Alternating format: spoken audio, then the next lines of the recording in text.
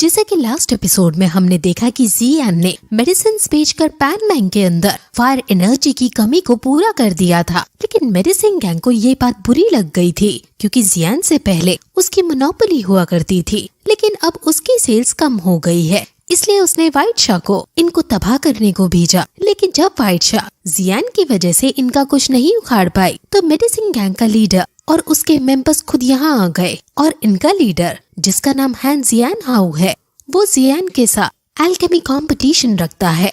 अब वहाँ एक एल्डर आ जाते हैं जो इनके बीच कंपटीशन कराएंगे। सभी लोग बातें बनाने लगते हैं कि जियान पागल हो गया है जो इनर कोर्ट के अंदर नंबर 1 फार्मासिस्ट से पंगा ले रहा है।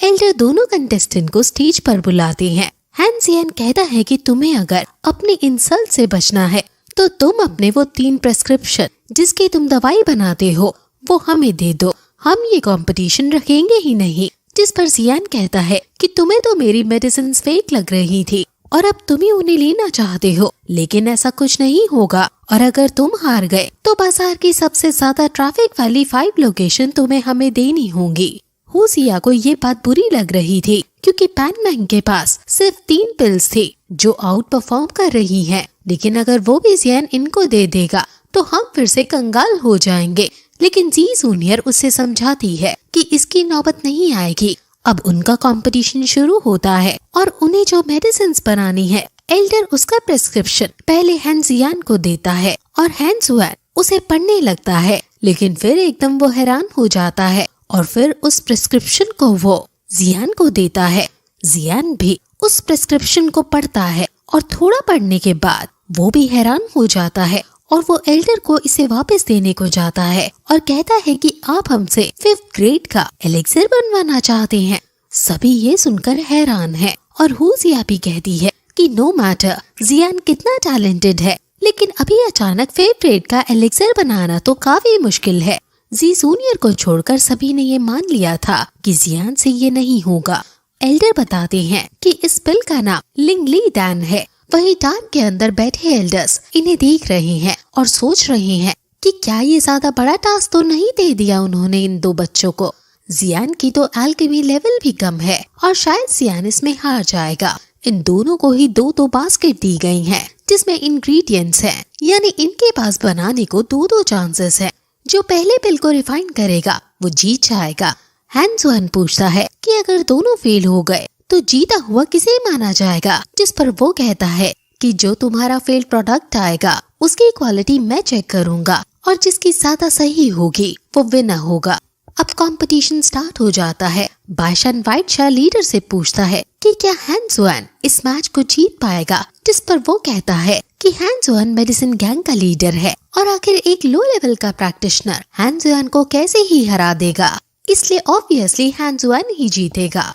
अब दोनों अपना अपना वेसल निकालते हैं जिसमें जियान का वेसल बहुत मामूली था, लेकिन हैन जुआन का काफी अच्छा वेसल है। जिस पर हुसिया कहती है कि जियान क्या एक अच्छा वेसल नहीं ले सकता था, जिस पर जी जूनियर बताती है कि पिल कितनी अच्छी बनेगी ये वेसल पर नहीं बल्कि उसको बनाने वाले पर होता है। जियान भी सोचने लगता है कि क्या लेवल 5 की मेडिसिन बनाने के लिए मेरा फ्रायर लास्ट तक टिक भी पाएगा। हैन जुआन अपनी फ्लेम निकालता है और सभी उसकी फ्लेम देखकर हैरान हैं और वो बताता है कि मेरी फ्लेम का नाम मैजिक गोल्ड फायर है जो कि 7th level Phantom gold scorpion dragon beast से मुझे मिली है। एल्डर भी ये देखकर हैरान है, लेकिन फिर जियान अपनी फ्लेम को निकालता है और उसकी फ्लेम के ऑरा से हैन जुआन की फ्लेम एकदम बुझ जाती है और सब ये देखकर हैरान हो जाते हैं। अब दोनों कंपटीशन स्टार्ट करते हैं और पिल बनाने लगते हैं। टार के अंदर जूनियर एल्डर कहते हैं कि हैन जुआन काफी अच्छे से बना रहा है और बेशक जियान के पास उससे अच्छी स्ट्रेंज फायर है, लेकिन एल्केमिस्ट फ्लेम्स पर ही डिपेंड नहीं होते जीतने के लिए। वहीं जियान सोचता है कि मेडिसिन बनाने से पहले मुझे इसके इंग्रेडिएंट्स अच्छे से जानने होंगे और उनकी प्रॉपर्टीज को एनालाइज करना होगा। वो समझ आता है कि किस ऑर्डर में उसे स्टार्ट करना है और अब वो अपनी मेडिसिन बनाने लगता है। अब बनाते बनाते हैन जुआन का फ्रायर ब्लास्ट हो जाता है, यानी उसकी मेडिसिन फेल हो जाती है। ये बनाना जितना उसने सोचा था उससे भी टफ है और उसे ये भी यकीन है कि जियान भी इसे नहीं बना पाएगा। और होता भी ऐसा है, जब जियान बना रहा होता है तो उसका फ्रायर उस हीट को झेल नहीं पाता और फ्रायर ब्लास्ट हो जाता है। हैंस वन सोचता है कि शायद हम में से कोई भी ये पिल नहीं बना पाएगा, तो इसलिए मैं फेल प्रोडक्ट को ही अच्छे से रिफाइन कर देता हूँ ताकि मैं एटलीस्ट जियान से आगे निकल जाऊँ।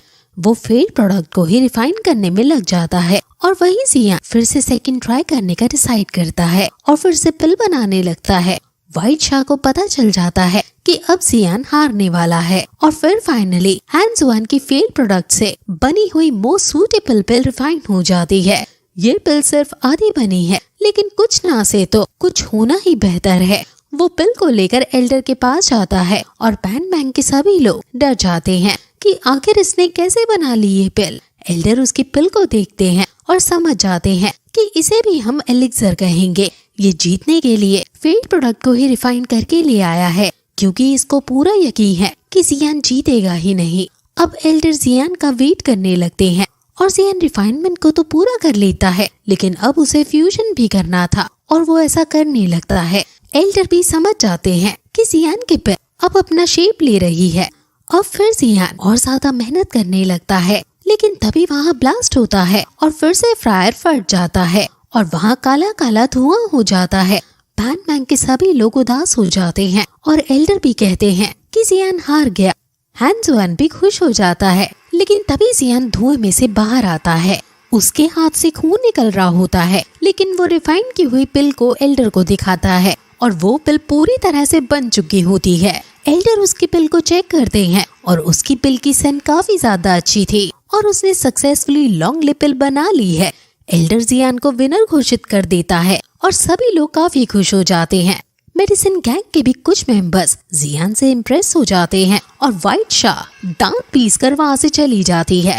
टार के अंदर सीनियर एल्डर कहते हैं कि ये जिंदगी चेस की तरह है, जिसमें एक अगला कदम स्टेप बाय स्टेप लेना चाहिए, और जियान ने ऐसा ही किया था, जिस वजह से वो जीत पाया। हमें जियान पर नजर रखनी होगी, क्योंकि ये फाइटर होने के साथ साथ यहाँ का सबसे बड़ा एल्केमिस्ट भी है, जिसकी वैल्यू दो वैंग और इवन दो हुआंग के बराबर है। सभी लोग जियान को उछालने लगते हैं और अब फिर हमें 15 दिन बाद का सीन दिखाया जाता है, जहां हम हैंसू को कुछ बॉडीगार्ड्स के साथ कहीं भागते हुए देखते हैं और उनके बॉडीगार्ड्स या साथी कहते हैं कि ऑफिशियल मिशन से पहले शायद उन्हें वार्न करना पड़ेगा। आसपास कई सारे जंगली जानवर उनको चारों तरफ से घेर लेते हैं और वो सभी उन पर हमला करते हैं और इन जानवरों को वो अपनी आइकॉनिक फाइटिंग स्टाइल से मार गिराते हैं। यहाँ से हम इनकी पावर के बारे में जान सकते हैं कि ये काफी स्ट्रॉन्ग है और इन सभी के पास अलग अलग तरह की फ्लेम्स है और इनके पास अपना एक एट्रीब्यूट है। वहीं दूर जियान पहाड़ों के अंदर बैठकर बिजलियों के बीच मेडिटेट कर रहा है। वो 3000 थंडर्स को सीखना चाहता है और उसका फर्स्ट स्टेप माउंटेन्स में ही पूरा हो पाएगा। तुम्हें पहले टावर ऑफ विंड और थंडर को रिफाइन करना है, लेकिन यहाँ की हवा और बिजली थोड़ी ज्यादा डेंस है, इसलिए तुम्हें संभल कर रहना होगा। अब वो बिजली को पूरा एब्जॉर्ब करने लगता है और फिर यही एपिसोड खत्म हो जाता है।